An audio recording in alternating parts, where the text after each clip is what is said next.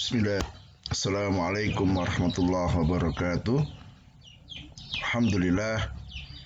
Wassalatu wassalamu ala rasulillah wa ala alihi wa ashabihi wa mawala mabad.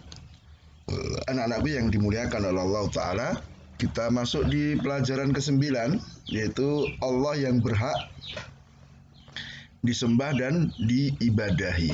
Ya, tentu kalian sudah sering ya melakukan atau melihat ada orang sholat, ada orang berpuasa, ada orang bersedekah. Nah, maka perkara-perkara itu yang dikenal dengan nama apa? Ibadah.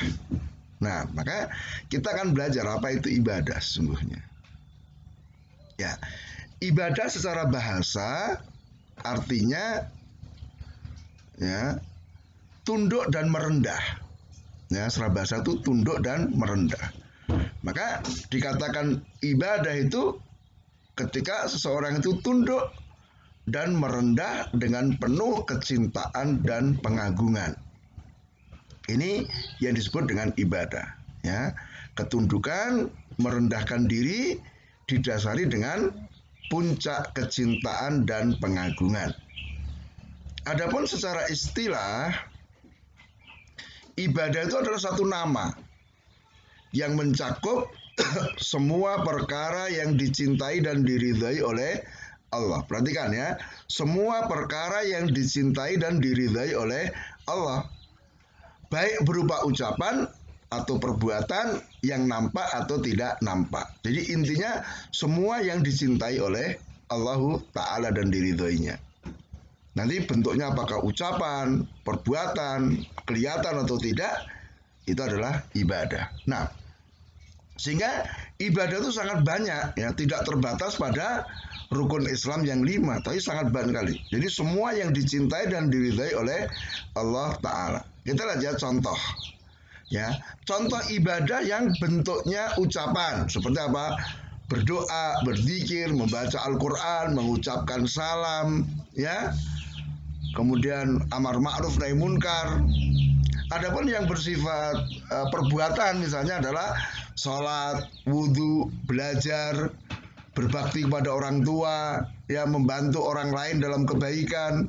Nah, adapun contoh ibadah yang nampak, yang zahir ya, sholat, wudhu, membaca Al-Quran, ini ibadah-ibadah yang nampak.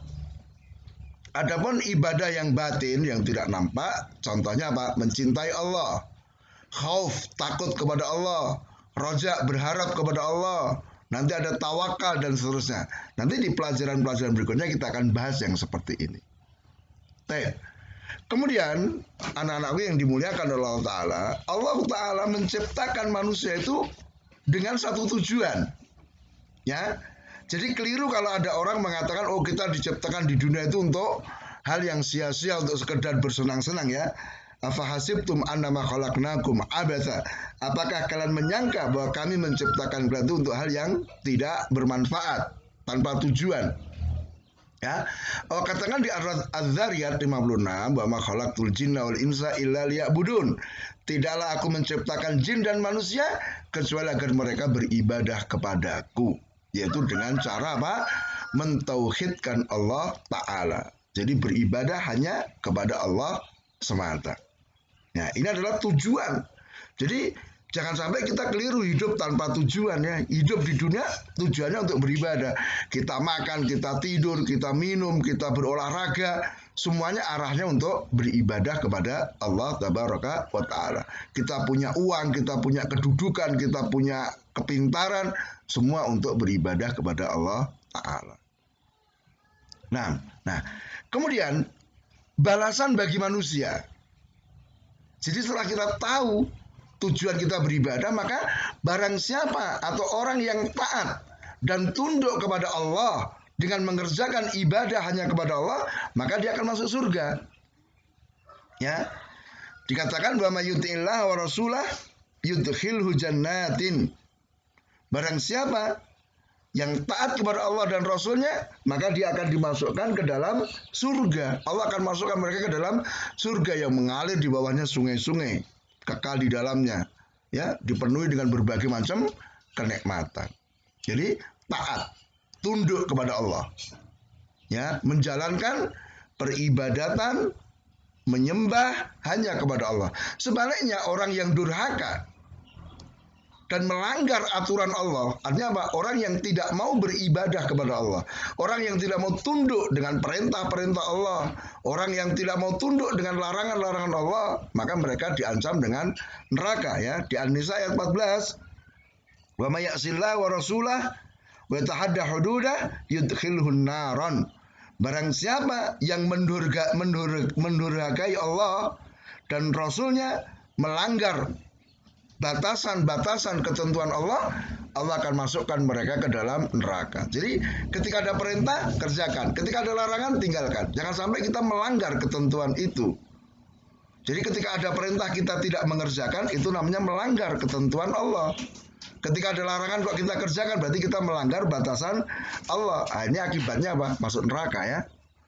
Nah, maka di sini Allah lah yang berhak untuk diibadahi. Ya, satu-satunya. Ya, sebagaimana Allah Ta'ala katakan di surat An-Nisa 36, wa'budullah wa la tusyriku bihi syai'a.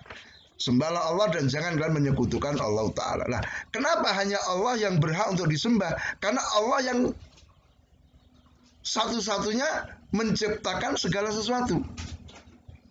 Ya, Allah katakan di Al-Baqarah 21-22, ya ayuhan nasu budu rabbakum, wahai manusia, sembahlah Rabbmu. Siapa? Di sini Allah tidak menyebutkan nama, tapi Allah menyebutkan sifat-sifatnya. Yang harus kalian sembah adalah alladzi khalaqakum walladzina min qablikum, yaitu yang telah menciptakan kalian dan orang-orang sebelum kalian. Tidak ada lain kecuali Allah yang menciptakan manusia. Alladzi ja'ala lakumul arda firasha, yang telah menjadikan bumi terhampar, wassama binaa, menjadikan langit tinggi di atas. Quran ba'anzal bersama imaan, yang telah menurunkan air dari hujan, air dari langit yang bukan hujan. Fa'akhraja minas samarati rizqan lakum, yang telah mengeluarkan dengan air itu buah-buahan sebagai rezeki bagi kalian. Jadi yang memiliki 5 sifat ini hanya Allah, yang menciptakan manusia, menciptakan bumi, menciptakan langit, menurunkan hujan, mengeluarkan buah-buahan, hanya Allah. Itu yang harus disembah. Itu yang berhak disembah. Maka fala taj'alillah andadan wa antum ta'lam. Jangan kalian menyekutukan Allah dengan tandingan-tandingan sedangkan kalian tahu. Artinya kalian tahu bahwa tidak ada yang memiliki 5 sifat tadi selain Allah Ta'ala. Sehingga tidak pantas selain Allah itu untuk mendapatkan peribadatan. Maka Ibnu Katsir rahimahullah mengatakan, al-khaliqul hadhil asya' wa mustahiqul ibadah. Pencipta segala sesuatu adalah yang berhak untuk diibadahi. Sehingga di sini yang tidak bisa menciptakan itu tidak berhak untuk disembah. Nah, orang yang beribadah kepada selain Allah, maka dia kafir, musyrik, ya. Dan dia diancam dengan neraka. Wa may yad'u ma'allahi ilahan akhar. Barang siapa beribadah bersama Allah dengan sesembahan yang lain, jadi orang itu beribadah kepada Allah juga beribadah kepada selain Allah, maka itu akan dimasukkan ke neraka. Ya, jadi innahu la yuflihul kafirun, sehingga tidak beruntung orang yang kafir. Jadi orang yang mati di atas kesyirikan, di atas kekafiran, maka semua amal ibadahnya terhapus. Walau asyrakul habita anhum ma kanu ya'malun. Seandainya mereka para rasul itu berbuat syirik, maka hancur, gugur semua apa yang telah mereka lakukan dari amalan. Jadi hati-hati ya, orang yang beribadah kepada Allah juga kepada selain Allah, maka dia kafir, musyrik, kekal di neraka.